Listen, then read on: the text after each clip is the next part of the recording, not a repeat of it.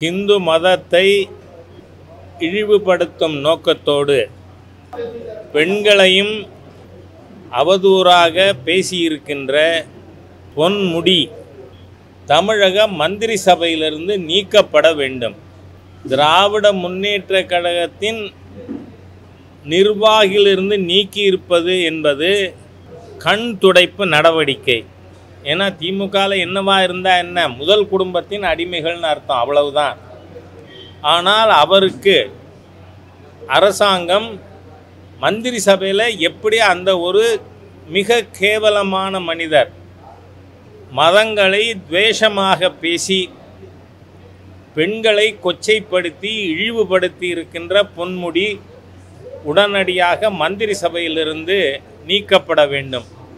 அடுத்ததாக பொன்முடி உடனடியாக கைது செய்யப்பட வேண்டும். ஏனென்றால் இந்து மதத்தின் இரு பெரிய பிரிவுகள் சைவம் வைஷ்ணவம், இந்த இரண்டையும் அவ்வளவு மோசமாக பெண்களை தொடர்புபடுத்தி இழிவாக பேசியிருக்கின்ற நபர் மதத்தை இழிவாக பேசினார். இதே மாதிரி மாற்று மதத்தை யாராவது பேசினா இந்த திரவிடியா ஸ்டாக் அரசாங்கம், ஸ்டாலினின் இந்து விரோத அரசு சும்மா இருந்திருக்குமா?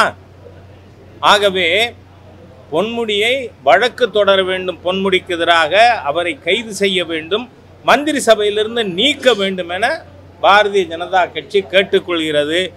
திராவிட முன்னேற்ற கழகம் எப்படி சிறுத்தையின் புள்ளிகளை அழிக்க முடியாதோ அதுபோல திராவிட முன்னேற்ற கழகத்தின் ஹிந்து விரோதத்தை நாம் மாற்ற முடியாது. ஆகவே இதற்கு ஒரே வழி, திமுகவை லாட் ஸ்டாக் அண்ட் பேரல் 2026 தேர்தலில் அடியோட அரசியல் களத்திலிருந்து இந்துக்கள் அனைவரும் துடை தெரிய முன்வர வேண்டும். இன்று உறுதியேற்போம், சிவபெருமானின் பெயரால் மகாவிஷ்ணுவின் பெயரால் உறுதியேற்போம். இந்த ஹிந்து விரோத தீய சக்தி திராவிட முன்னேற்ற கழகத்தை தேர்தலில் தோற்கடிப்போம் என நாம் முடிவெடுக்க வேண்டும் என்று இந்து மக்கள் அனைவருக்கும் வேண்டுகோளாக வைக்கிறேன். நன்றி.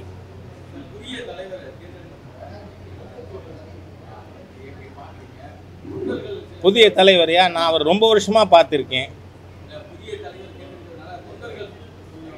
பாருங்க, பாரதிய ஜனதா கட்சியில் அடல் பிஹாரி வாஜ்பாய் அவர்களிலிருந்து லால் கிருஷ்ண அத்வானி போல் தன்னுடைய ரத யாத்திரையால் பல்வேறு மாநிலங்களிலும் கட்சியை வலுப்படுத்திய பெருந்தலைவர். அவர் கூட 2 டேர்ம் முடிஞ்சதுன்னு அடுத்த தலைவர் தேர்ந்தெடுக்கப்பட்டார். டாக்டர் முரளி மனோகர் ஜோஷி தலைவராக வந்தார். அப்போ பிஜேபி செயல்படலையா? பாரதிய ஜனதா கட்சியில் இருக்கின்ற அனைவரும் கொள்கைக்காக இருக்கின்ற தலைவர்கள். அதே போல் இப்போ இன்னைக்கு வரை இருந்துகிட்டு எங்கள் மாநில தலைவர் திரு கே அண்ணாமலை அவர்களும் கொள்கைக்காக சித்தாந்தத்திற்காக செயல்பட்டு கொண்டிருக்கார். இன்னி வரை அவர் எப்படி செயல்படுறாரோ அதை விட இன்னும் ஒரு படி அதிகமாக நாளையிலிருந்து செயல்படுவார். பிஜேபியில் எல்லாரும் அப்படித்தான் பழக்கம், அப்படி தான் வந்திருக்கோம். நான் 10 மாநில தலைவர்கள் தேர்தல்களில் நிர்வாகியாக இருந்தே செயல்பட்டிருக்கேன்.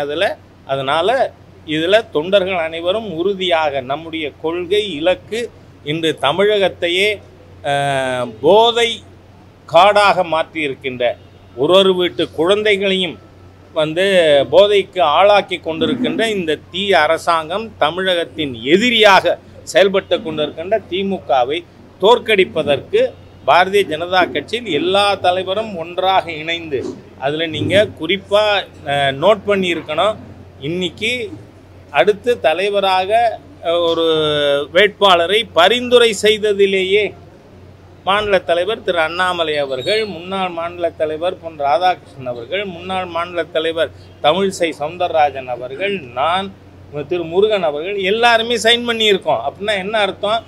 தமிழக பாரதிய ஜனதா கட்சி இந்த போதை ஆட்சியை, விஷச்சாராய ஆட்சியை, ஊழல் ஆட்சியை வீட்டுக்கு அனுப்ப ஒருங்கிணைந்து முடிவு செய்திருக்கிறது என்பது இந்த நாமினேஷன் கொடுக்கறதுலேயே நிரூபிக்கப்பட்டிருக்கு. இங்கே பாருங்க, நான் சொல்கிறேன், அட்டல்ஜிலேருந்து பேசுகிறேன்னா நீங்கள் எதுக்கு உங்களோட இந்த செத்த இருங்க சார், நான் சொல்கிறத கேளுங்க. கேள்வி கேட்டால் இந்த உளி கொடுக்குற வேலையை தயவு பண்ணி ஊடகங்கள் செய்ய வேண்டாம்னு கேட்டுக்கிறேன் நான்.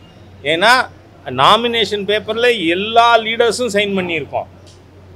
அதனால் எல்லாரும் உறுதியோடு எப்படி 5 விரலையும் சேர்ந்தால்தான் வலிமை கிடைக்கும் முஷ்டிக்கு. அந்த மாதிரியாக தமிழக பாரதிய ஜனதா கட்சி உறுதியோடு வலுவாக இந்த தீய ஆட்சியை நீக்குவதற்காக இணைந்து செயல்படுவோம் என்பதை இன்றைய நிகழ்வுகள் காட்டியிருக்கின்றன. அதனால் யாருக்கு எந்த ஒரு தரக்குறைவும், அதாவது ரேங்க்கு யாருக்கும் கிடையாது. ஆல் ஆர் ஈக்குவல் காரியகர்த்தாஸ். அதனால் இணைஞ்சு செயல்படுவார்கள்.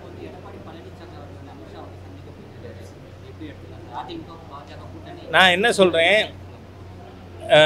35 ஆண்டுகளுக்கு மேலாக நான் பிஜேபி நிர்வாகியாக இருக்கிறவன். தொடர்ந்து 1991லேருந்து கூட்டணி பற்றி மாநிலத்தில் நாங்கள் யாரும் பேச மாட்டோம். ஏன்னா it is the domain of national leadership. அதனால் மத்திய தலைமை தேசிய ஜனநாயக கூட்டணியில் யார் யார் இருக்கணும் அவங்க முடிவு பண்ணுவாங்க.